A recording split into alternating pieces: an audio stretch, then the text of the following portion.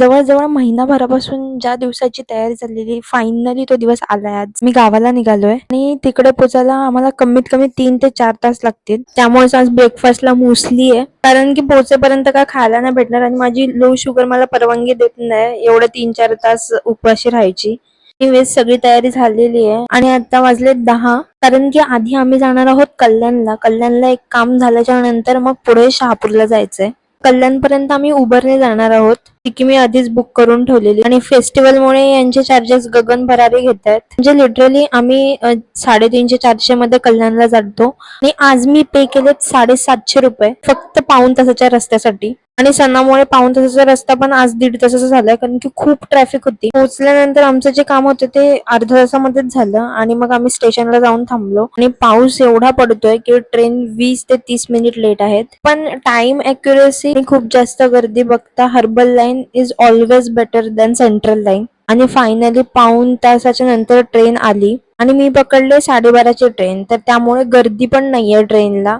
मस्त आराम केसात बसून आलोय आम्ही. आणि शहापूरमध्ये आहे आमचं बँकेचं काम. पनवेलला शिफ्ट होण्याआधी मी शहापूरलाच राहायची, त्यामुळे माझे बँक अकाउंट आणि अजूनही इम्पॉर्टंट गोष्टी इकडेच आहेत. आणि लास्ट 7 ते 8 महिने झाले मी शहापूरचं तोंड नाही पाहिलेलं, त्यामुळे सगळं विसरले मी इथलं. सगळं नवीन नवीन दिसतंय. आणि आम्हाला जायचंय वाड्याला. शहापूरवरून खूप कमी बस आहेत तिकडे जाण्यासाठी, त्यामुळे बसची होप सोडलेली आम्ही. आणि पाऊस एवढा पडत होता की गाडी पण भेटेल की नाही माहित नव्हतं. बट लकीली सामान घेऊन झाल्याच्या नंतर रस्ता क्रॉस करताना मला बस दिसली, ज्या की प्लेटवर शहापूर टू वाडा लिहिलेले होते. आणि मग काय, बसवाल्याला रस्त्यावरच थांबवलं आणि फायनली पाऊण तासानंतर आमचं डेस्टिनेशन आलंय. पण बस स्टॉप वरून पण आमचं घर 500 मीटर तरी लांब आहे, जिथे की जाण्यासाठी आज एकही गाडी अवेलेबल नव्हती. आणि सामानही खूप आहे. एक बॅकपॅक पुढे आणि दोन्ही हातांना 2 साईड बॅग्स घेतल्यात, ज्या की खूप जड आहेत. निघालो.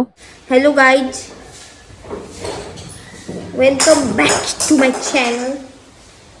सध्या आमच्या घरी काही दाखवण्यासारखं राहिलेलं नाहीये.